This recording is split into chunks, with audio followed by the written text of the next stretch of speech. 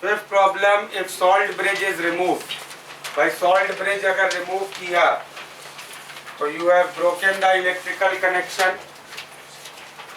Electrical circuit ही complete नहीं रहेगा and immediately current flowing will become zero.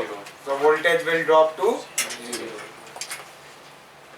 Seventh problem, 7, 8, 9, 10. Which of the following half reaction is involved in standard hydrogen electrode? We discussed hydrogen electrode में क्या था? H2 going to H plus और H plus going to H2. इस problem में H plus की जगह उसको H3O plus लिख दिया है, करेक्ट? तो option b H3O plus plus electron goes to H2O plus H2. Eighth problem, normal hydrogen electrode has been assigned a value of 0 volt. तो असाइन किया था ना, रेफरेंस था. Ninth, the reference electrode is made up of which? We discussed that reference electrode is hydrogen electrode. उसका कोई option नहीं है. Another reference electrode also we discussed was calomel electrode, which was made up of Hg, Hg2Cl2 and KCl. So Hg2Cl2 is involved in calomel standard electrode. 10th problem, the equation representing standard. Sir? हाँ. So in the previous class, I could not understand the definition of reference electrode. Means what does it work as? The reference electrode is any electrode with respect to which we will do the comparison, with respect to which we can do the calculations. Correct? So common choice So was. on what basis do we choose a? No, it has. Listen, it is a basis of convenience, availability, and cost. So hydrogen being the most common thing, can act as metal, can act as non-metal, correct? So therefore hydrogen was taken as the reference electrode. Calomel we discussed has one advantage, that its concentration or its EMF will not change during course of time, because that electrode is made up of pure liquids whose active mass always will remain 1. 10th problem. Sir, हाँ sir, बोलो sir, fifth question. ना Sir, will not the electrode potential be measured? क्या Sir, वो electrode potential तो measure. नहीं तो circuit ही complete कहाँ है, दोनों वायर उसके एंड तक पहुंच कहाँ रहे हैं भाई? तुमने वोल्ट मीटर लगाया, उसके दोनों वायर एंड तक कनेक्टेड ही नहीं है ना, तो कैसे पोटेंशियल डिफरेंस मेजर होगा? ठीक है sir. हाँ. 10th problem, equation representing standard reduction potential of zinc. तो Zn2 plus standard state क्या होगी? Aqueous plus 2 electron going to zinc. Option D हो जाएगा. 12, 13, 14. 4 colorless salts are placed in separate test tube. Copper is dipped, which turns blue. तो वही blue turn करेगी जिस metal को कॉपर डिस्प्लेस कर सके, मतलब जिसका ऑक्सीडेशन पोटेंशियल कॉपर से कम हो. और copper is that element is a lesser active metal than copper. And out the 4 options given we can also see from electrochemical series, silver will have silver is a lesser active metal than copper. So if you dip a strip of copper in silver nitrate, silver will be displaced from its salt solution. 13. From electrochemical series. हाँ. So in the 12th one, if suppose it comes in multiple choice, then even cadmium is given and it's not given in the electrode. ने cadmium का E naught value दी हुई है पीछे. Cadmium नहीं दिया है ना E नॉट. No, sir. नहीं, cadmium is more active than copper. Cadmium का E naught value I will tell you just थोड़ी देर बाद. I will see the main complete series. Correct, cadmium का अबव ही है कॉपर ऐसे, ठीक है. This discuss I will give you the E naught values and then you can compare. Okay. 13. From the electrochemical series, it can be concluded that Zn2 plus will liberate hydrogen from HCl Ag metal will react spontaneously with Zn2 plus. Zn metal will liberate hydrogen from HCl. ये correct होगा क्योंकि zinc will get oxidized, उसका oxidation potential electrochemical series से 0.76 volt है, higher than hydrogen, correct. And Ag का oxidation potential is -8 volt, -0.8, so it is lesser than hydrogen. So C will become the answer. Which is wrong statement? Active metals have negative reduction potential. Correct. क्योंकि उनका oxidation की tendency है। Active non metals have positive reduction potential. Okay, correct है ये भी। Metals above hydrogen liberate hydrogen from acid. यार इसमें देखो बुकलेट में I told you above below वाले जो क्वेश्चन है, they have assumed the electrochemical series in questions like this. It is from lithium to fluorine. जो पीछे दी है इसकी एग्जैक्टली उल्टी दी है, it is fluorine to lithium. तो बुकलेट के क्वेश्चंस इस तरीके से बेस्ड है, लिथियम टू फ्लोरीन। तो ये क्या हो गया, हाईएस्ट ऑक्सीडेशन, और ये हो गया हाईएस्ट रिडक्शन। तो यहाँ पे अगर कोई हाइड्रोजन है, उससे ऊपर कोई मेटल है, तो उस मेटल का ऑक्सीडेशन पोटेंशियल हाइड्रोजन से ज्यादा होगा, तो it will displace hydrogen from its solution, correct. तो सी सही हो जाएगा and D will become wrong. 25, 6, 7, 18. If a strip of copper is placed in a solution of ferrous sulfate, हाँ कॉपर और फेरस, देखो iron ferrous sulphate Fe2+2 Fe का क्या है रिडक्शन पोटेंशियल? Fe2+ Fe का दिया है पीछे, Fe2+ Fe is given -4.44, करेक्ट। और कॉपर का है 0.34। Total E cell will become negative and hence no reaction will occur. 25. If half cell reaction A going to A minus has a large negative potential, A से A minus बनने का E0 SRP is very negative value, means ये reaction non spontaneous है, मतलब इसका reverse reaction spontaneous है। तो A is readily reduced, wrong. A is readily oxidized, wrong. उसके बारे में तुम्हें इंफॉर्मेशन नहीं है। A getting oxidized का मतलब है A going to A plus। इसकी तुम्हें E0 की वैल्यू की कुछ डाटा नहीं दिया इस प्रॉब्लम में। सर बट A रिड्यूस नहीं हो सकता, तो कम से कम ये जरूरी नहीं है ऑक्सीडाइज हो, A माइनस ऑक्सीडाइज होगा। इस डाटा से तुम इतना बोल सकते हो कि A minus is very readily oxidize. A के ऑक्सीडेशन या रिडक्शन पे हम लोग कमेंट कर सकते हैं, A के ऑक्सीडेशन पे इस डाटा से कमेंट नहीं कर सकते। तो A minus is readily oxidize. 26. Copper sulphate is not stored in aluminium bottle because aluminium का ऑक्सीडेशन पोटेंशियल कॉपर से हायर है। तो if you will store copper sulphate in aluminium bottle, aluminium will get oxidize, और तुमने solution store किया था copper sulphate का, it will become aluminium sulfate, correct? So we do not store because aluminium gets oxidized. Copper does not gets reduced, Cu2+ gets reduced. Copper ion gets reduced, copper atom does not gets reduced. Okay? 27. Electrode potential दिया है, EMF निकालना है cell का, ये तो बिल्कुल direct है। E0 of cell will be E0 of Ag plus Ag minus E0 of Sn2 plus Sn.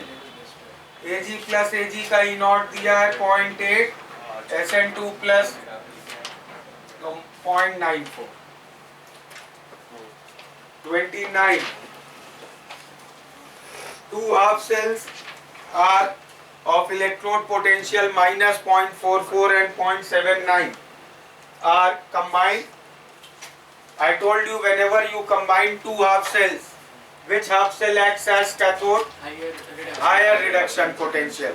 तो इसमें higher किसका है 0.799.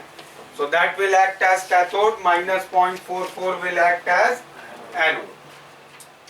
30th problem. सर हाँ सर बोलो. 26 में डी क्यों कर 26 में डी क्यों करें? CuSO4 gets decomposed. इसके लिए ये कोई प्रॉब्लम थोड़ी ना है. कॉपर सल्फेट का सोल्यूशन कहीं किसी भी बोतल में रखोगे, कॉपर सल्फेट तो डिसोसिएटेड फॉर्म में ही होगा. करेक्ट. एल्यूमिनियम बोतल में क्यों नहीं स्टोर कर रहे हैं? एल्यूमिनियम उसका डिकम्पोजिशन थोड़ी कराता है. डिकम्पोजिशन तो वाटर कराता है. करेक्ट. 30th प्रॉब्लम हो गया. नहीं 30th करना है. Cell potential of the reaction. Iron oxidize हो रहा है, ऑक्सीजन रिड्यूस हो रही है, तो ई नॉट सेल क्या हो जाएगा? ऑक्सीजन का रिडक्शन पोटेंशियल 0.4 माइनस आयरन का reduction potential 0.44. That will B 0.84. 32. From the given E naught values, which combination will give the largest? तो भाई एक को कैथोड की तरह एक्ट कराना है, एक को एनोड की तरह. तो एक हम लोग हाफ सेल ले लें जिसका रिडक्शन पोटेंशियल हाईएस्ट है, और एक हाफ सेल ले लें जिसका रिडक्शन पोटेंशियल लोएस्ट है. तो हाईएस्ट हो गया 1.25, लोएस्ट हो गया -1.25. करेक्ट. हाँ सर 32 में सर फर्स्ट और थर्ड को अगर कंपेयर किया तो सर कौन सा गैस होगा? फर्स्ट और थर्ड को अगर कंपेयर किया, फर्स्ट एंड थर्ड ऑप्शन मतलब ए और सी को. ए और सी को अगर तुमने कनेक्ट कर दिया आपस में, तो हायर रिडक्शन पोटेंशियल ए का है. A will act as cathode, sorry हाँ, हायर रिडक्शन पोटेंशियल ए का है. A will act as cathode, b will act as an, c will act as anode.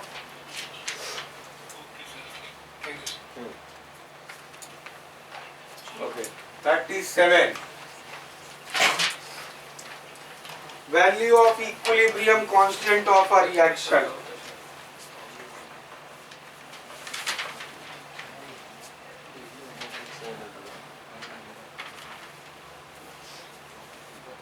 क्या दिया है?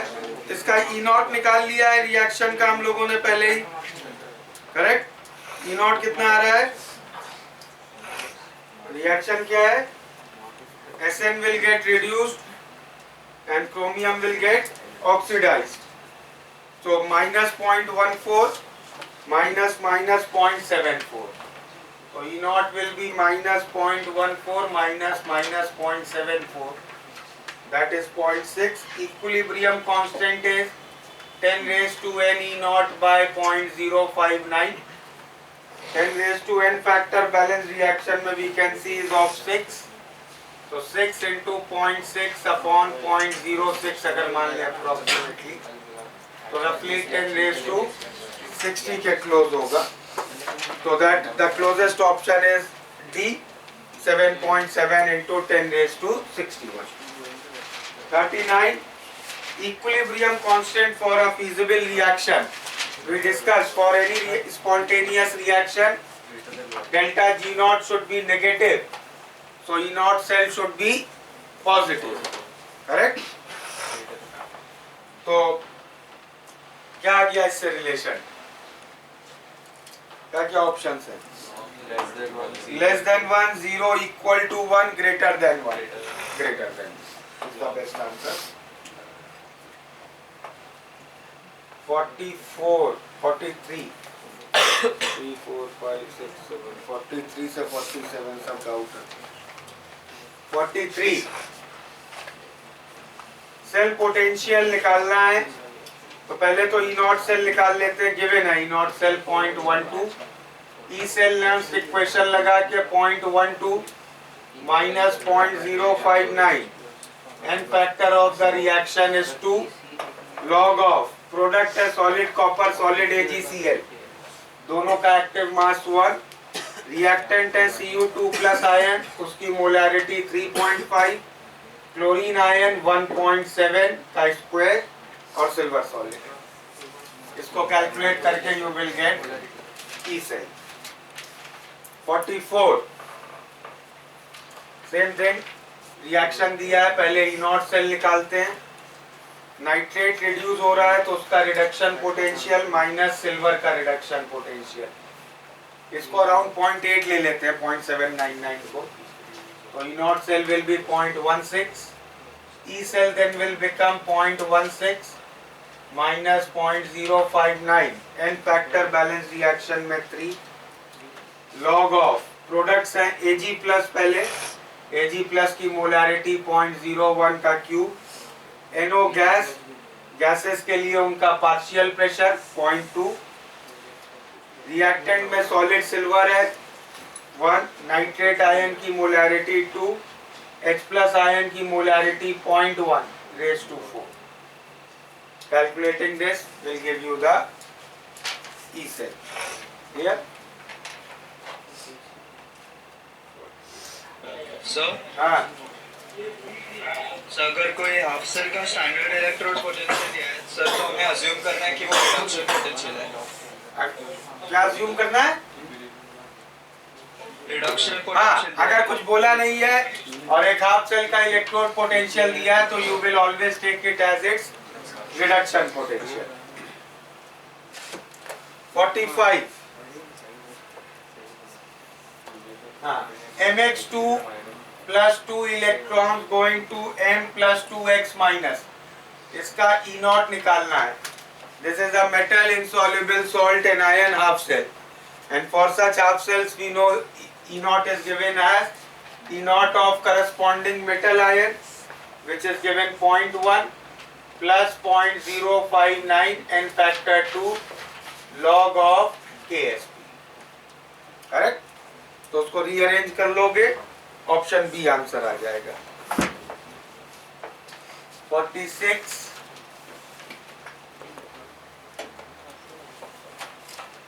potential of the cell below is 1.05, what is the pH? तो E0 cell पहले निकाल लेते हैं। E0 सेल हो जाएगा सिल्वर का रिडक्शन पोटेंशियल माइनस हाइड्रोजन का 0.799, E सेल दिया है 1.05, will be 0.799 minus 0.059 by 1 log of H plus product है और Ag plus रिएक्टेंट है।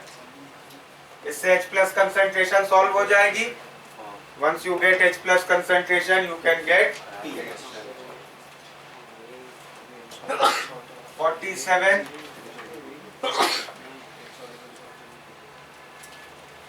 Ag plus electron going to Ag का EMF दिया है, Ag Br से Ag का दिया है। KSP निकालना है directly. E0 of metal insoluble salt and ion का हाफ सेल कितना है? E0 0.71 will be equal to E0 of metal ion plus 0.059 by 1 log of KSP. इस डाटा से you can find KSP. हाँ, पे H plus के ऊपर square आएगा। इसमें 46 क्वेश्चन में H क्यों H plus के ऊपर स्क्वायर आएगा? I have written the reaction as half H2 plus Ag plus goes to Ag plus H plus. n factor 1 लिया हुआ है ना? हाँ, बात ठीक है। बोलो 47 में क्या डाउट है?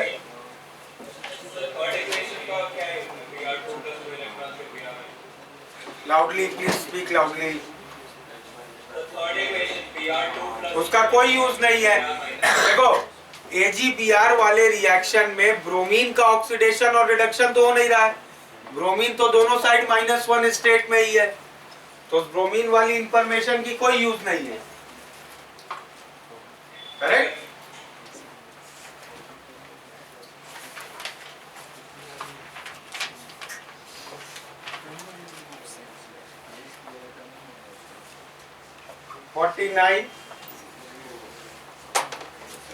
Calculate cell potential for given. हाँ बोलो। सर वो 44 में आपने लॉग के अंदर पार्शियल प्रेशर मल्टीप्लाई कैसे कर दिया सर?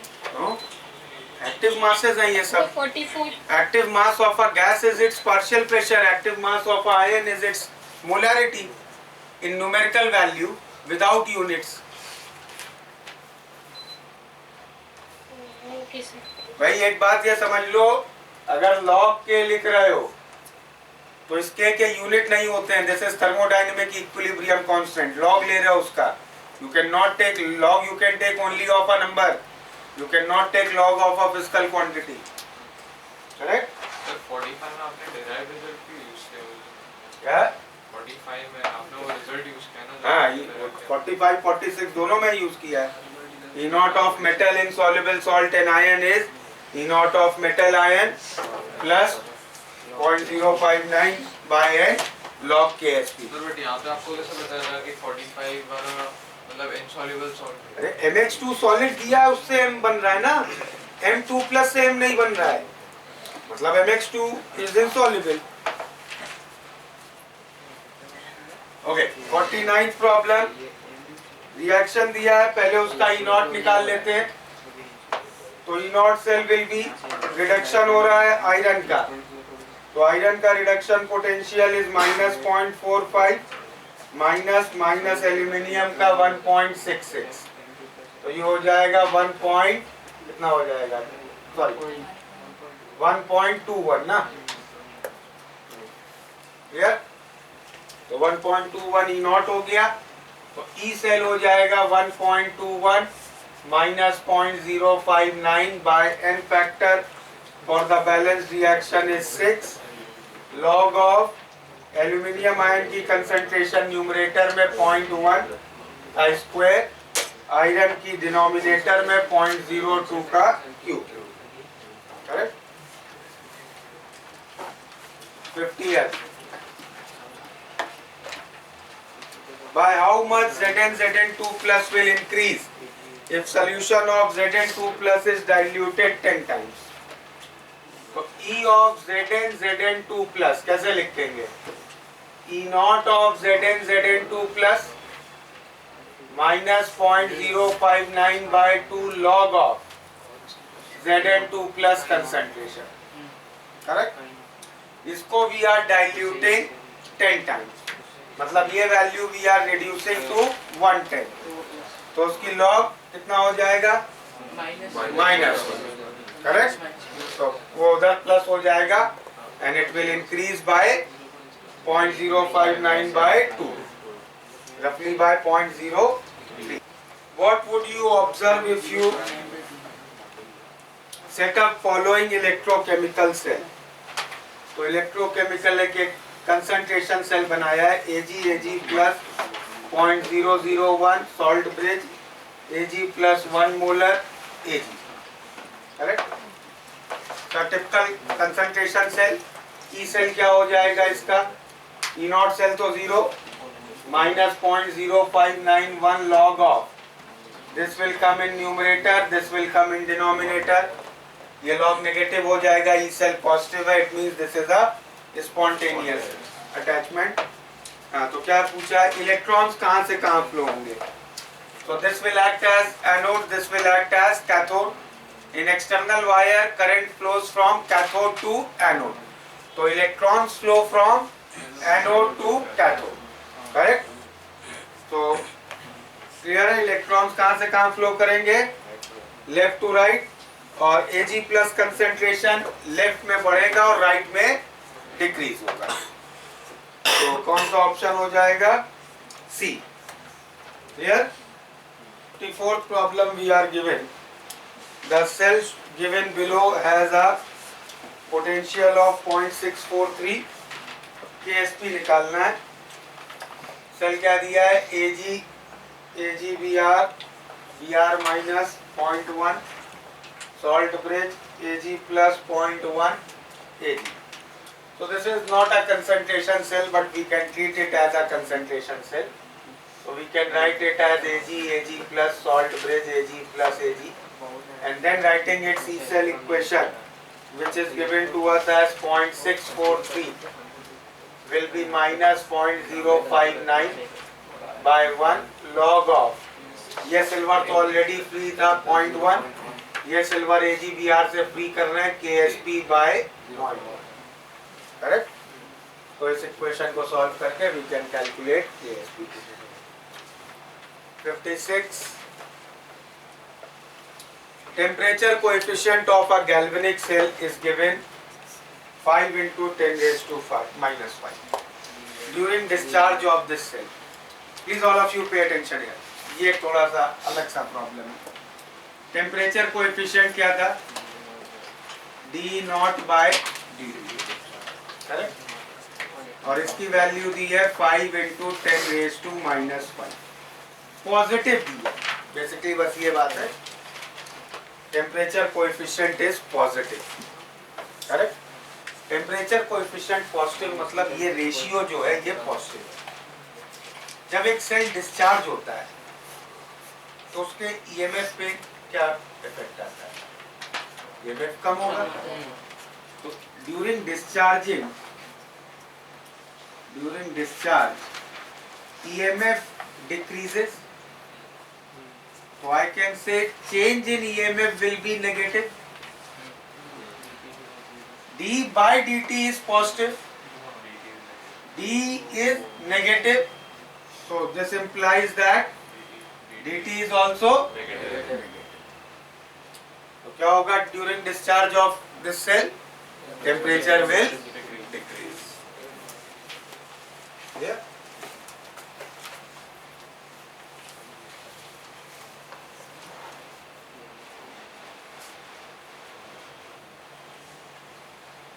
तो डिस्चार्जिंग के टाइम पे टेम्परेचर कोएफिशिएंट अफेक्ट नहीं होगा, वो वैसे कांस्टेंट वैल्यू पे रहेगा.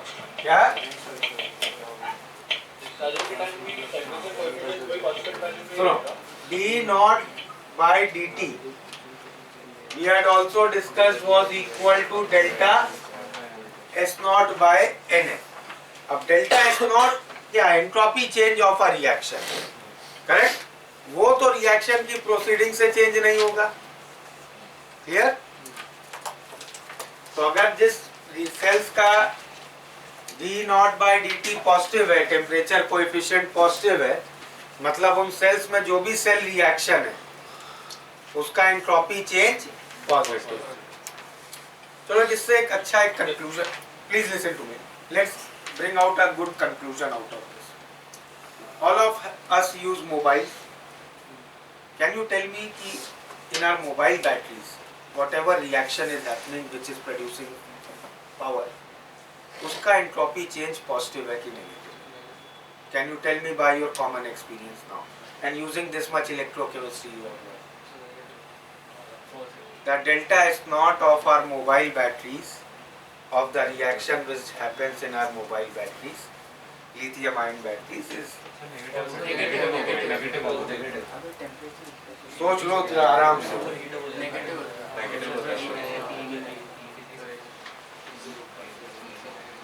If we use our mobile for a very long time or continuous, if we are talking, what happens?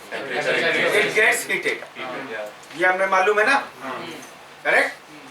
तो मतलब during discharging if we are doing, discharge कर रहे हैं जब मोबाइल बैटरी को, तो ई नॉट डिक्रीज हो रहा है, मतलब D E not is negative and we see that temperature increases, so dt is positive.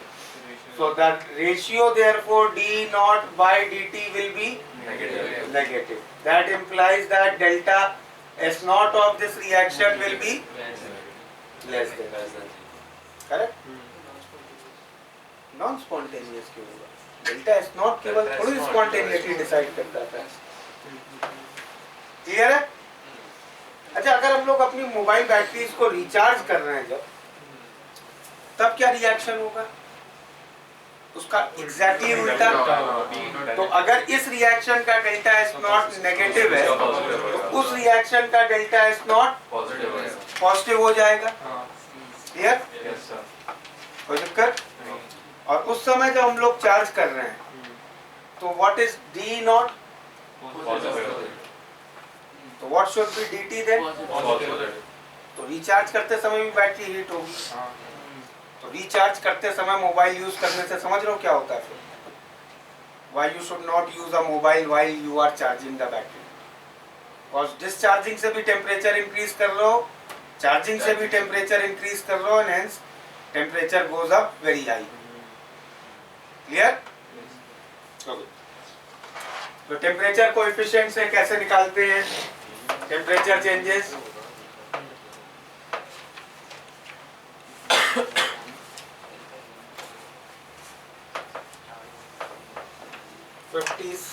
था ना ये 57 सेल दिया platinum hydrogen H plus normal calomel, उसका EMF दिया है 4747. Oxidation potential of calomel is -0.28, so its reduction potential will be +0.28. so E naught of this cell will be 0.28 minus 0, that is 0.28. E cell is given 4747. Applying Nernst equation, 4747 will be 0.28 minus 0.059 by n factor 1 log of H plus ion concentration. H2 gas का pressure तो वही दिया है, इससे pH निकाल लोगे ना minus log H plus. और 59 E naught सेल देखो टेम्परेचर का फंक्शन दिया है. E naught cell is given 1.058 minus 0.00017 T minus 25 degrees centigrade, where T is the temperature in Celsius, correct? और 25 डिग्रीज पे इसकी वैल्यू दी हुई है. डेल्टा H नॉट कैलकुलेट करना है. D नॉट बाई dt क्या हो जाएगा, ये टर्म. और डेल्टा H नॉट के लिए आई told you the formula if you remember, minus NF E not plus delta G not plus T delta है, तो minus NFT D not by dt. ये term D not by dt हो जाएगी. Clear? Sir जो 57 problem है उसमें standard oxidation potential of calomel electrode दिया, मतलब वो Ag2Cl2 वाले इलेक्ट्रोड, तो आपने हाइड्रोजन इलेक्ट्रोड में वो यूज किया. गैल्वेनिक सेल बनाया हुआ है ना एक का. Anode is hydrogen half cell, cathode is calomel. Hydrogen का 0, कैलोमल. क्लियर है? ओके. नाउ हाँ कैलोमल इलेक्ट्रोड का जो Cl माइनस है वो उसके 57 में K को अफेक्ट करेगा. 57 में क्या हो रहा है? 57 में कैथोड में तुम्हें नॉर्मल कैलोमल दिया है ना, मतलब वो क्लोराइड आयन जो लिया है वो 1 मोलर है, स्टैंडर्ड कैलोमल लिया हुआ है. ठीक है? तो जैसा नॉर्मल मेंशन नेक्स्ट कभी Cl माइनस का लेंगे वो लोग. हाँ, तब Cl माइनस की मोलैरिटी लेनी पड़ जाती. क्लियर? ओके. सर हाँ सर वो 44 प्रॉब्लम वो भी नहीं समझा आपने कि मैं प्रेशर कैसे मल्टीप्लाई कर दिया.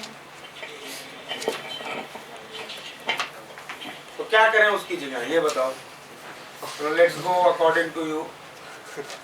रिएक्शन लिखा है 3Ag plus nitrate plus 4H plus goes to क्या था 3Ag plus NO plus 2H2.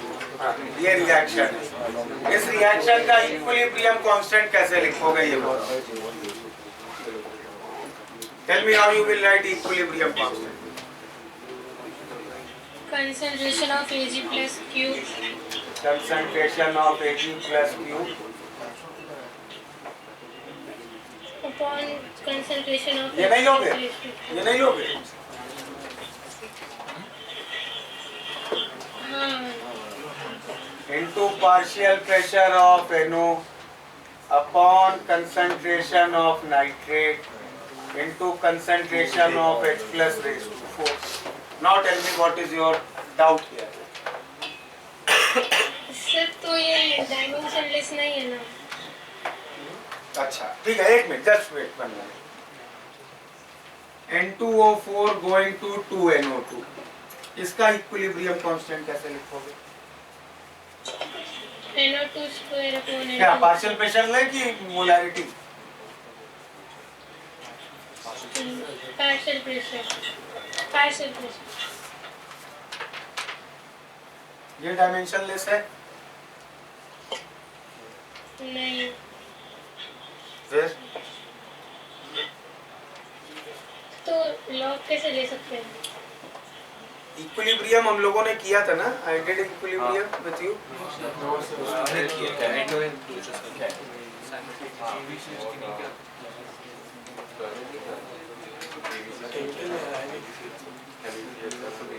Please listen.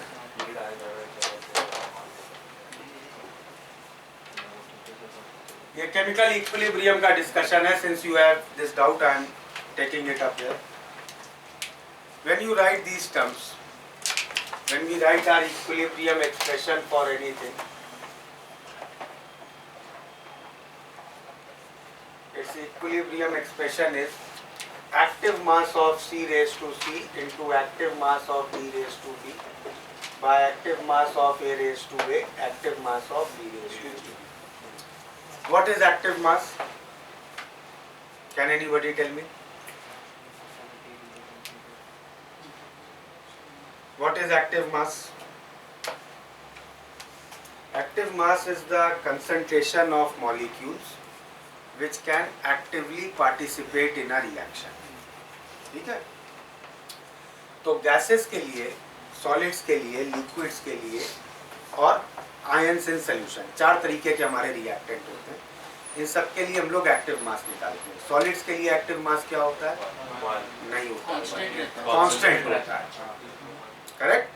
क्योंकि सॉलिड्स के लिए कौन से मॉलिक्यूल्स रिएक्ट करेंगे? सिर्फ सरफेस वाले। तो सरफेस पे मॉलिक्यूल्स की density per unit area number of molecules will always remain constant as solid is reacting. So it remains constant during the reaction and therefore we take it as one.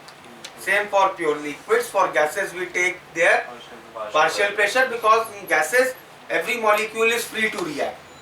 It is independent. We assume ideal gas. And similarly for dilute solutions we take active mass to as the molarity. Now all these terms will have units and therefore equilibrium constant will have units. Right? Actually active mass of any ion in a solution is its molarity of the ion multiplied by another term which we call as activity coefficient, जो 12th standard तक के syllabus में नहीं है. You do not know, you are not expected to know the word activity coefficient. अब molarity के units हैं moles per litre के और एक्टिविटी कोएफिशिएंट के यूनिट्स होते हैं लीटर पर मोल के. तो जब वो मल्टीप्लाई हुआ तो एक्टिव मास का यूनिट क्या है? यूनिट. करेक्ट? सिमिलरली अगर गैस के लिए ये पार्शियल प्रेशर ले रहे हो तो you multiply a term called as fugacity coefficient which again has units of per ATM. Pressure के यूनिट एटीएम, प्रोडक्ट क्या हुआ? Unit. So actually active masses do not have units and therefore equilibrium constant does not have units. But till 12th standard you can't know this because you do not know activity coefficient and fugacity coefficient. So what you do? You substitute it with units and you always keep on saying that equilibrium constant has units. Paper में भी अगर ये question आता है equilibrium constant has units, you will mark it correct because you do not know these things. These are not in your syllabus. You are not taught these things. तो चलो ये बोल तो लिया equilibrium constant has units, लेकिन हमारे पास जो अगली प्रॉब्लम खड़ी हुई है कि हमें थर्मो में लॉग इक्वेशन यूज करना है. हमें लिखना है delta G naught is minus R T L N K. अब लॉग तो हम यूनिट वाली चीज का ले नहीं सकते. एक्चुअली हमें मालूम है उसका यूनिट नहीं है, but how to explain till 12th standard. So what is prescribed now? This equilibrium constant is called as chemical equilibrium constant which has units. Then we have another equilibrium constant which is called as thermodynamic equilibrium constant. Thermodynamic equilibrium constant is numerically equal to chemical equilibrium constant but it does not has any units. तो जितनी log वाली equations हैं जिसमें log के log Q आता है, in that we use thermodynamic equilibrium constant, never chemical equilibrium constant. अब इसके बाद एक और एम्बिग्विटी खड़ी है कि भाई जब ये केमिकल इक्विलिब्रियम कांस्टेंट निकालना है मान लो कोई गैस है, तो गैस का एक्टिव मास तुम क्या रखोगे? प्रेशर। और प्रेशर किस यूनिट में रखोगे? तुम्हारी मर्जी है। somebody can keep it in ATM, somebody can keep it in Pascal, somebody can keep it in bar। लेकिन डिफिकल्टी नहीं है, क्योंकि वो जो भी वैल्यू रखेगा उसके बाद उसके यूनिट लिखेगा ही केमिकल इक्विलिब्रियम कांस्टेंट में, तो यूनिट से पता चल जाएगा कि वह उसने किस यूनिट में रखी है। लेकिन जब हम उस केमिकल इक्विलिब्रियम कांस्टेंट को उठा के थर्मोडायनामिक इक्विलिब्रियम कांस्टेंट बना देंगे, तब तो हम यूनिट हटा देंगे। तो जिसने पास्कल में रखी होगी उसकी वैल्यू अलग होगी, जिसने एटीएम में रखी होगी उसकी वैल्यू अलग होगी। तो to remove this ambiguity, that is always said that whenever you are calculating thermodynamic equilibrium constant, it is numerically equal to chemical equilibrium constant in which active masses of ions have been kept in molarity and active masses of gases have been kept in partial pressure in units of ATM। इन दो unit से जो chemical equilibrium constant आएगा, उसके बाद unit हटा के that value will become thermodynamic equilibrium constant. Is this clear now? Yes sir. Doubt है इसको? क्लियर है अब? Yes, sir. Any in such situation, और इस इक्विलिब्रियम कांस्टेंट को जो अभी हम लोगों ने सिल्वर और नाइट्रेट वाला लिखा था, उसको ना केपी बोलेंगे ना केसी बोलेंगे, you will only call it के। केपी कब बोलते हैं? जब सारे एक्टिव मासेस प्रेशर में रखे हैं। केसी तब बोलते हैं जब सारे एक्टिव मासेस मोलैरिटी में रखे हैं। जब आयंस और मोलैरिटी, आयंस और गैसेस दोनों हैं, आयंस हम मोलैरिटी में रखेंगे, गैसेस हम प्रेशर में रखेंगे, और उस इक्विलिब्रियम कांस्टेंट को we will only call as K. With unit लिखेंगे तो chemical equilibrium constant, without unit then thermodynamic equilibrium constant. Sir हाँ, सो मैग्नीट्यूड क्या होगा वो कोएफिशिएंट्स का? यूनिट हटा के जो नंबर बचता है उसे मैग्नीट्यूड कहते हैं। वो तो प्रॉब्लम बताएगा तुम्हें मैग्नीट्यूड क्या है। कोएफिशिएंट ऑफ फ्यूगैसिटी और एक्टिविटी कोएफिशिएंट, अगर आइडियल गैस है तो फ्यूगैसिटी कोएफिशिएंट 1, अगर बहुत डाइल्यूट सॉल्यूशन है तो एक्टिविटी कोएफिशिएंट 1, इसलिए दे बिकम इक्वल। लेकिन अगर बहुत कंसंट्रेटेड सॉल्यूशन है, मान लो 5 मोलर सॉल्यूशन है, उसका activity coefficient will be very less, it will be 0.2 0.3। तो उस सिचुएशंस में you can not take active mass equal to molarity. Liquids का भी अप्रोक्सीमेटली 0.8 0.9 आता है, तभी हम लोग 1 लेते हैं। हाँ, तभी 1 लेते हैं।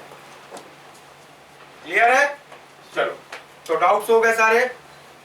Now some problems I am marking, good problems, they are difficult problems in expertise, which I am not discussing today. You attempt it for 1 week, then in next class we will discuss.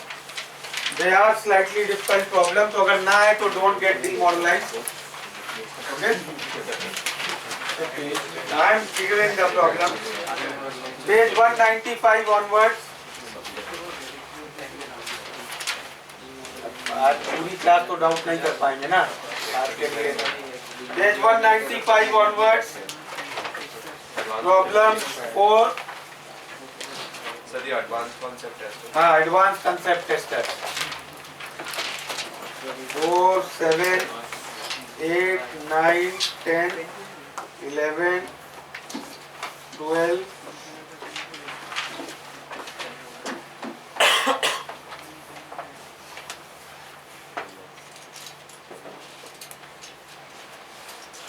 21, 22, 23, 24.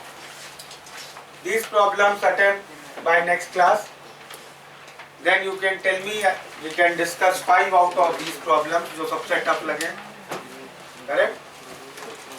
These two problems 23, 24. These are on potentiometric titrations that we will discuss. Once you attempt it, then we will discuss them in next class.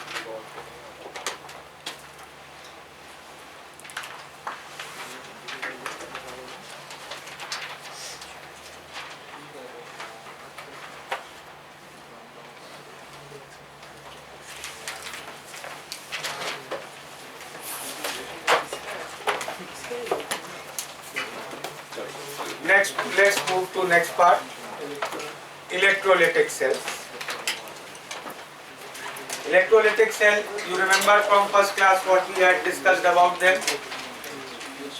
They use electricity to make a non-spontaneous redox reaction occur. Correct? They convert electrical energy to chemical energy. Correct? And the whole process of a electrolytic cell is called as electrolysis. Correct? So let's take a typical electrolytic cell and start understanding the situation.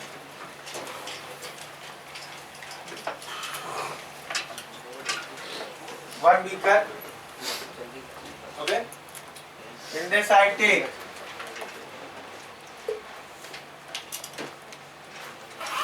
molten NaCl. Okay. So molten NaCl is filled in this beaker. 2 plates we take.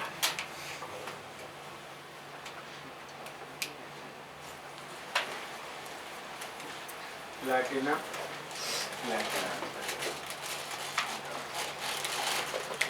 And connected via battery. So this is design of a typical electrolytic cell. Clear? एक ही electrolyte में 2 plates और एक battery attach कर दी. Now what will this battery do? इस plate को positive बनाएगा और इस प्लेट को नेगेटिव. तो इस प्लेट पे पॉजिटिव चार्ज होने लग जाएगी ये प्लेट और ये plate negative. The moment this happens, molten NaCl में लैटिस तो टूट गई है. What is present in molten NaCl? Na plus ions and Cl. So what will happen? This plate is becoming positively charged and ions will be attracted here. So chlorine minus ions in the solution will start moving here. And similarly, Na plus ions in the solution will start moving here. When Na plus ions reach on this side of plate, what will happen? ये battery को current flow कराना है. Correct? ये note कर लिया सबने? Should I write this?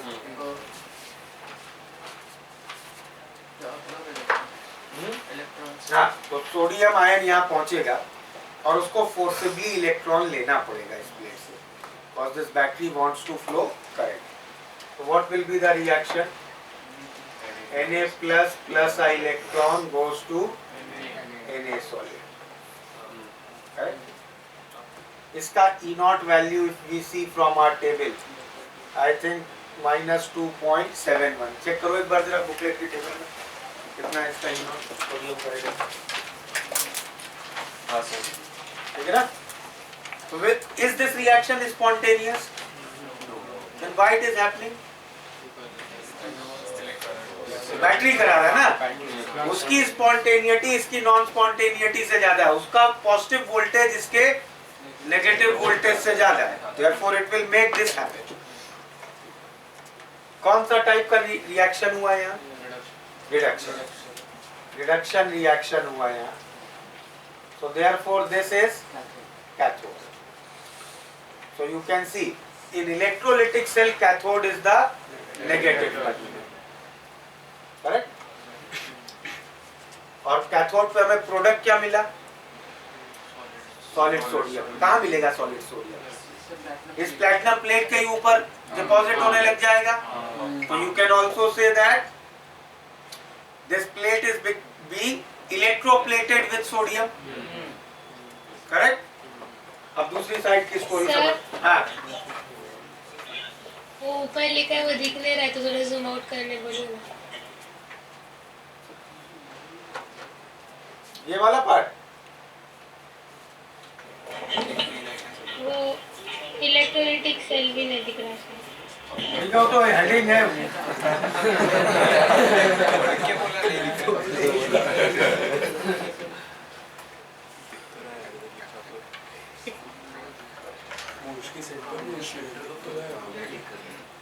ठीक है.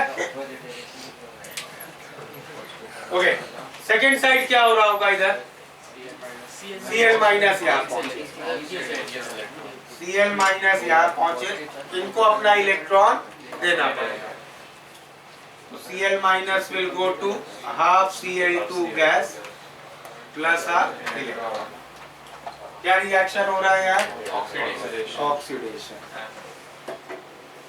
Anode positive terminal. क्लियर है? इसका भी E0 वैल्यू देखें अगर शायद, तो आई थिंक इसका E0 is minus 1.36 volt. Correct? Non spontaneous है दोनों रिएक्शंस। कौन करा रहा है इनको? बैटरी। क्लियर? नाउ तो अगर मोल्टेन NaCl की इलेक्ट्रोलिसिस की क्या क्या मिलेगा प्रोडक्ट? कैथोड पे सोडियम प्लेटिंग, एनोड पे क्लोरीन गैस। क्लियर है? अब देखना शुरू करो, क्योंकि इस पार्ट का सबसे मेन प्रॉब्लम यही है कि तुम्हें कोई इलेक्ट्रोलिसिस देंगे और तुमसे पूछेंगे प्रोडक्ट्स क्या है, कैथोड पे क्या बन रहा है और थोड़ा सा एक चेंज करते हैं इसमें।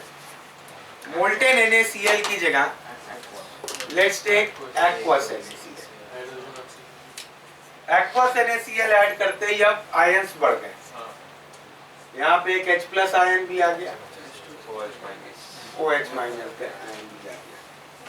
करेक्ट? तो अब क्या क्या पॉसिबल रिएक्शंस हैं कैथोड पे? सोडियम का रिडक्शन एक है, H+ plus electron going to half H2, E0 ठीक है? और कोई रिएक्शन पॉसिबल है कैथोड पे? Any other reaction possible at cathode?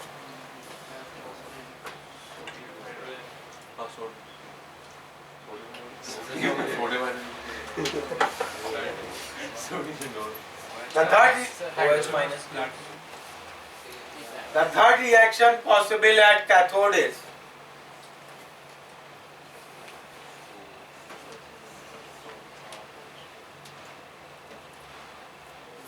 ये फ्री H+ आयन का रिडक्शन है, ये बाउंड H+ आयन का रिडक्शन है। वाटर मॉलिक्यूल्स तो पूरी प्लेट के आसपास है, उसमें बाउंड H+ है, ये रिड्यूस करते हैं ना। क्लियर? इसकी E0 वैल्यू होती है माइनस 0.8277। क्लियर? नहीं, H2O पोलर नहीं, H2O is H+ and OH- ions. It has bound AgCl में जैसे Ag plus Cl minus है, वैसे H2O is H+ OH-। Clear? 3 possible reactions हैं जो हो सकते हैं। कौन सा होगा? This is preferential discharge theory, which states that if there are more than one reactions possible at a electrode, only that reaction happens which is most spontaneous, or in other words which is least non-spontaneous। इन तीनों में सबसे ज्यादा spontaneous कौन है? कैसे decide किया? बिल्कुल नहीं। You will never compare E0 values for spontaneity. You will compare E values. ये E0 values हैं, जब उनकी मोलैरिटी 1 है, तो मैं अभी की प्रेजेंस मोलैरिटी में उसके EMFs कंपेयर करने हैं। ये वैल्यू तब होगी जब H+ आयन की मोलैरिटी 1 हो। ये सोल्यूशन का pH 7 है, salt of strong acid strong base. इसमें H+ आयन की मोलैरिटी इज 10⁻⁻7। करेक्ट? तो 10⁻⁻7 मोलैरिटी लगा के नस्ट इक्वेशन लगा के you will have to calculate the EMF। Correct?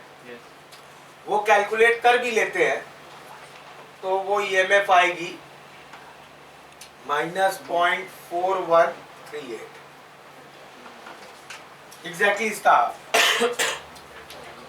Correct. अब इसके लिए तो E कैलकुलेट करने की जरूरत नहीं है, क्योंकि this is a NaCl solution, तो Na+ की मोलैरिटी इज सफिशिएंटली हाई।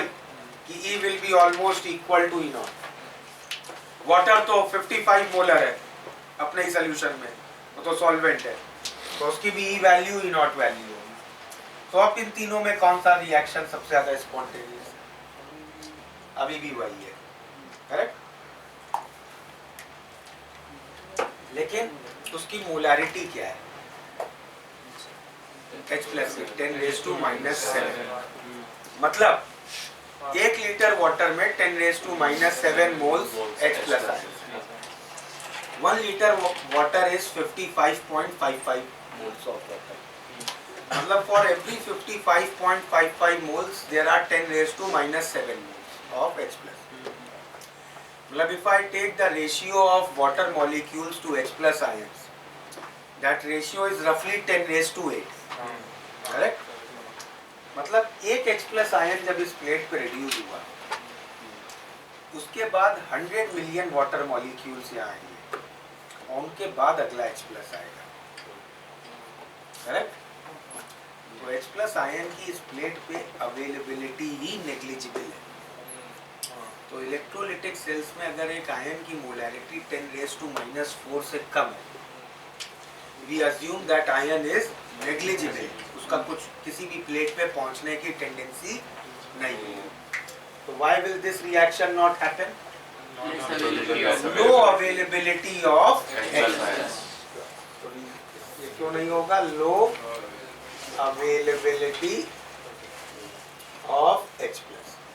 हाँ। H2O के मतलब H2O में भी आपको नॉन स्टिक्वेशन लगाना पड़ेगा ना सर? तो नॉन स्टिक्वेशन लगा के तो उसकी तो मोलैरिटी 1 से ज्यादा है ना, हाँ। तो और बढ़ जाएगा, पॉजिटिव साइड जाएगा ना। तो हम कह रहे हैं एटलीस्ट इतना ही लेके अगर हम प्रूव कर रहे हैं कि it is the most spontaneous, तो आगे और क्या प्रॉब्लम है? और H2O के नॉन स्टिक्वेशन हम इसलिए नहीं लगा पाएंगे, H2O की मोलैरिटी 55.55 है, उसका एक्टिव मास हम 55.55 नहीं रख पाएंगे। Then I will need activity coefficients. अब बचे दो में कौन सा होगा? तो इस सिचुएशन में क्या कैथोड का प्रोडक्ट बनेगा? Hydrogen gas. क्लियर? अब उधर चलते हैं। Please listen this example very carefully, इसी में सारी ट्रिक्स आ जाती है। इधर क्या क्या हो सकते हैं? OH माइनस वाला तो लिखते ही नहीं है, लो अवेलेबिलिटी, वो भी 10⁻⁻⁷ मोलर है। H2O, तो 2H2O goes to O2 plus 4H plus 4 electron. इसका E नॉट होता है -1.23 volt, correct? Which will happen?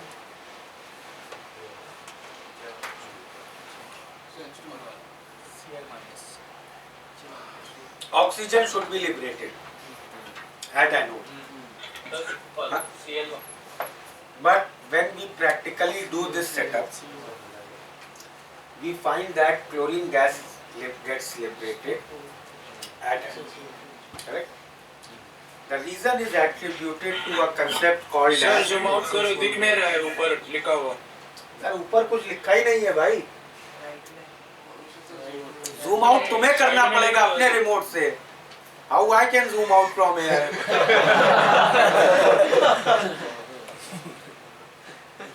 You call the somebody from, कोई है वहां बाहर ऑपरेटर, उसको बुलाओ, उससे कहो रिमोट से जूम आउट करे। क्या देखो नासिक बैच को क्या प्रॉब्लम हो रही है, उनके वहाँ कोई ऑपरेटर नहीं है क्या? जहाँ का बोर्ड नहीं दिखता सर थोड़ा जूम आउट कीजिए, सचिन सर है क्या वहाँ पे? यहाँ से जूम आउट करोगे सब बैचों को प्रॉब्लम होगी, उनको अपना रिमोट से जूम आउट करने को बोलो ना। वीरेंद्र, हाँ सर बोलो। रिमोट पे पावर बटन है, वो दबा के ये प्रोवाइड सर हाँ सर डाउट है। हाँ बोलो। सर हम लोग स्पॉन्टेनिटी के लिए हम लोग ये कंडीशन लिखते थे कि E naught cell is greater than 0 ना, तो E क्यों का? हाँ तो अब E naught cell is greater than 0 is spontaneity when you are taking standard cells only. Otherwise the condition for spontaneity should be E cell greater than 0. Okay, sir. हो गया problem solve? Should we proceed? Nashik batch? नहीं sir, अभी तक नहीं। हाँ Sir, can you please explain low availability of H1? हाँ, I will explain. अभी बहुत चीजें इसमें एक्सप्लेन करनी है। वही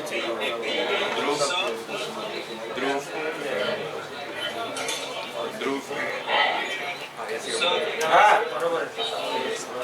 सर उसका फ्री H प्लस है, हाँ। सर उसका सोर्स H2 है ना? हाँ सर तो H2 से फ्री H प्लस भी आ रहा है और बाउंड H प्लस भी आ रहा है। बाउंड है भाई। देखो H2O का अल्फा होगा कुछ डिग्री ऑफ डिसोसिएशन, अल्फा के हिसाब से कुछ डिसोसिएट करके उसने फ्री H प्लस बना लिए, बाकी अपने पास रखे हुए हैं। Okay, correct. और जितने फ्री बनाए वो बहुत कम है। Thank you sir. ओके हाँ, सर E0 की वैल्यू लिखिए, वो रिडक्शन पोटेंशियल लिखिए कि ऑक्सीडेशन पोटेंशियल? जो रिएक्शन हो रहा है उसकी लिखी है। तो यहाँ पे I have written reduction potentials, on that side I have written oxidation potential. Correct. हाँ, अब सुनो ध्यान से प्लीज, ये कहीं बुक में नहीं मिलेगा, प्लीज लिसन वेरी केयरफुली। दिख रहा है सबको नासिक बैच अब प्रॉपर दिख रहा है? For some time, for some time, all of you please listen carefully. Now what happens here? By E0 values, I am seeing oxygen should be liberated, but practically we find chlorine gets liberated. The reason is attributed to a concept called as overvoltage. What do we mean by overvoltage? Overvoltage, as the name suggests, is slightly extra voltage which is required above these values which we are writing. Why we require that slightly above value? हर इसमें भी कुछ over voltage है, इसमें भी कुछ over voltage है। Everything has a over voltage. Here I didn't discuss about over voltage because over voltages are not very big values. They are roughly 0.03 to 0.08 volts. Correct? Will not make any difference. उधर पहले ही difference उनके बीच बहुत negligible है, उनके बीच का difference सिर्फ 0.13 volt है। Correct. अब ओवर वोल्टेज आता क्यों है? ओवर वोल्टेज के there are several causes. The main cause which is operating in this pair is called as liberation over voltage. What is liberation over voltage? Chlorine ion जब oxidize होगा तो क्या बनेगा? Chlorine ion जब oxidize होगा तो chlorine का atom बनेगा। करेक्ट। लेकिन वो क्लोरीन का एटम की तरह बाहर नहीं जा सकता है। उसको बाहर कैसे जाना है? Cl2 मॉलिक्यूल बन के जाना है बाहर। तो दो क्लोरीन के एटम्स को कंबाइन होके पहले मॉलिक्यूल बनाना पड़ेगा। For that they have to collide in a particular orientation कि अनपेयर्ड पी अप्रोच करे। So there is some orientation barrier which will be playing the kinetic role there. K decide, small k. Similarly, second reaction से oxidation से we will get oxygen atom और उसको liberate होना है O2 के format में। O2 में double bond बनना है। डबल बॉन्ड के लिए एक P और P दूसरे को अप्रोच करें हेड टू हेड और दूसरा P और P बिल्कुल पैरेलल आए ताकि पाई बॉन्ड बन सके। Orientation barrier is more difficult. Correct. O2 liberation का orientation barrier is much more difficult. So over voltage of liberation of O2 is more than over voltage of liberation of chlorine, and that difference covers up this difference, is more than this difference, and therefore when we do this experiment we find that chlorine gas is liberated. Or in other words, you can say very simply like this, that in this example oxygen is the thermodynamically favored product, but chlorine is the kinetically favored product, and the moment you start a reaction kinetics wins. तो starting में chlorine liberate होगी, लेकिन जैसे जैसे chlorine liberate होती जाएगी chlorine ion की molarity कम होती जाएगी, तब इसकी ई वैल्यू भी कम होती जाएगी। और ई वैल्यू एक टाइम ऐसा आएगा ना कि ये जो ई वैल्यूज का डिफरेंस आ जाएगा, that will be more than the over voltage, उसके बाद ऑक्सीजन लिबरेट होगी। तो in short time always kinetic wins, in long time thermodynamics. Oxygen is the thermodynamically favored product, chlorine is the kinetically favored product. और if I take a very dilute solution of chlorine, तब क्या liberate होगा? Oxygen liberate होगा। ये समझ गए concept? इधर भी again I will repeat once more. These three reactions could have happened. Out of this, the second one, the middle one is most spontaneous by its EMF values. But the problem is कि उस ion की molarity ही 10⁻⁻⁷ है। 10⁻⁻⁷ molar ion plate के आसपास पहुंच भी नहीं पाएगा, बाकी और चीजों ने प्लेट को ढक रखा होगा। तो the availability on plate of H+ ion will be extremely negligible. So we never take electrolysis of any ion which is lesser than 10⁻⁻⁴ molar. Correct? So therefore we are discarding out the middle reaction कि ये है तो सबसे spontaneous, लेकिन ये ion है ही नहीं solution में, it is not present. 10⁻⁻⁷ molar पे प्रेजेंट होना means it is not present. So then I am left with only two options, and in that more spontaneous one was this. Clear है यहाँ तक? एक next change,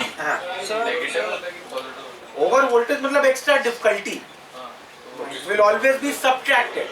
magnitude positive होगा, you will always subtract it. हाँ बोलो sir, एक बार फिर से ओवर वोल्टेज बता दीजिए ना। देखो ओवर वोल्टेज है कि जब एक स्पीशीज लिबरेट हो रही है तो लिबरेट उसको मॉलिक्यूल के फॉर्म में होना है, लेकिन ये ऑक्सीडेशन रिएक्शन से बनेंगे एटम्स, तो एटम्स को कंबाइन करके मॉलिक्यूल बनना है। एटम्स को जब कंबाइन करके मॉलिक्यूल बनना है तो they will have to collide, और उस रिएक्शन का एक अपना रेट कांस्टेंट होगा। Rate constant you remember we discussed in kinetics will depend on two factors, orientation barrier and energy barrier. अब क्लोरीन मॉलिक्यूल में सिंगल बॉन्ड बनना है, orientation barrier is easier as compare to oxygen molecule जिसमें double bond बनना है। Correct? तो since oxygen molecule formation का orientation barrier is higher, so hence its over voltage is higher than chlorine liberation. Clear? So that causes chlorine to get liberated at anode as compared to oxygen. Sir, हाँ. the over voltage values remain constant. Over voltage values remain constant. You will never remember over voltage values. You will actually not get also. Internet पे भी search करो तो you will get a few. But don't remember that is not used anywhere. Only for this pair ये ऐसा exception आता है. बाकी पूरे हम लोग जितने एग्जाम्पल्स डिस्कस करेंगे हमेशा जिसका ई नॉट ज्यादा है वही होगा। सिर्फ क्लोराइड आयन वर्सेस वाटर में over voltage reverses the situation. Clear? हाँ बोलो सर ओवर वोल्टेज सिर्फ ओरिएंटेशन बैरियर की वजह से होगा कि एनर्जी बैरियर? नहीं, ओवर वोल्टेज बहुत होते हैं इस पेयर में। जो फैक्टर देखो, एक ओवर वोल्टेज होता है bubble over voltage. Bubble over voltage क्या होता है? क्लोरीन मॉलिक्यूल बन गया, एक मॉलिक्यूल बाहर निकलता है क्या, तो पूरा एक बबल निकलता दिखेगा ना। That bubble will be combination of many molecules, उसमें सरफेस टेंशन, तो बबलिंग का भी एक ओवर वोल्टेज होता है। Correct? So there are several types of over voltage. इसमें जो ओवर वोल्टेज ऑपरेट कर रहा है that is liberation over voltage. Clear? Sir, so is over voltage also related to liberation of gas? नहीं, it is also solid. Sodium solid को deposit होना, lattice बनाना है, हर ओर से बॉन्ड्स प्रॉपर बनने चाहिए। कोई भी सब्सटेंस जब तुम बनाओगे इलेक्ट्रोलिसिस से तो वो जो फाइनल फॉर्म और बन के जो तुम्हें रिडक्शन या ऑक्सीडेशन के बाद एक एटम मिलेगा, लेकिन वो एक एटम इंडिविजुअली कहीं बाहर नहीं जाएगा, कहीं डिपॉजिट नहीं होगा। तो उसके बीच का जो स्टेप है, वो जो जर्नी है, that is accounting for over voltages. Clear? Now let's take a slight another change. हाँ बोलो. हाँ. वो आपने ऊपर लिखा है E equal to -0.4. हाँ. तो आपने सेल रिएक्शन में कैसे निकाला? इस हाफ सेल पे नॉन स्टिक क्वेश्चन लगाओ. E cell will be equal to E naught cell minus 0.05916 by n factor 1 log of 1 by H plus ion concentration.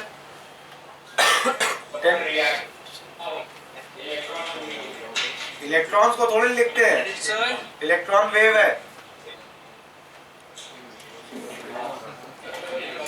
Sir तो फिर वो H2O का ही H2 का 1 मान रहे हैं, स्टैट कुछ दिया नहीं ना, उसको 1 H प्लस आयन कम है ना, उसको log of 10 raised to -7 10 raised to 7 होगा. इस नंबर में 7 मल्टीप्लाई करोगे ये मिल जाता है. करेक्ट. सर फर्स्ट रिएक्शन के लिए क्या होगा? Sodium. First reaction again we are assuming sodium is in a high concentration, concentrated solution है, तो सोडियम आयन की मोलैरिटी is almost 1. सर जब E नॉट कंपेरेबल हो गए तभी ओवर वोल्टेज लगे क्या? हाँ, और वो केवल इस पेयर के लिए आएगा, और किसी पेयर के लिए तुम्हें कभी भी नॉट कंपेरेबल नहीं मिलने वाले हैं. ओके नाउ सर हाँ. Sir But sir, is over voltage the final value of E naught, or the after the orientation barrier, or the additional which is getting added to the minus 1.23 volts? हाँ. ये है केवल इस part का. इसमें over voltage अब subtract होगा, so these both will go more negative. Correct. तो इसमें सपोज 0.04 सब्ट्रैक्ट हुआ तो ये हुआ फाइनली -1.4. इसमें 0.27 सब्ट्रैक्ट हुआ, ये हो गया finally -1.5. This becomes more spontaneous than this. Clear? Okay, so thank you. Sir हाँ. सर वो जो थर्ड रिएक्शन है H2O प्लस इलेक्ट्रॉन, तो उसका E not why will that be equal to its E? Because H2O is, भाई H2O तो solvent है ना, उसी के सोल्यूशन में उसका एक्टिव मास तो हमेशा ही 1 होगा. सर OH माइनस का तो है ना कंसंट्रेशन, रिएक्टिंग OH माइनस का स्पीशीज 10 raised to देखोगे ना, -7 है ना? वो सब कैलकुलेट करने के बाद ही ये आया. ये वैल्यू कहाँ से आ रही है? This is the standard value at a pure water. ये प्रोडक्ट है, प्रोडक्ट बनेगा. Correct. Now the third change we can make in this problem. हाँ बोलो.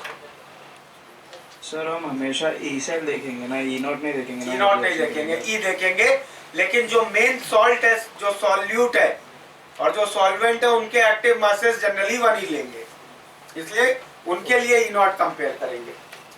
The third change I do, इस प्लेट को, कैथोड वाली प्लेट को I make a mercury plate, liquid mercury की प्लेट नहीं, वही टेस्ट ट्यूब में जैसे कैलोमल बनाया हुआ था उसी टाइप का अरेंजमेंट करते हैं. क्या चेंज होगा? ये तो हटा ही दें, ये होगा नहीं. क्या चेंज आ जाएगा बताओ.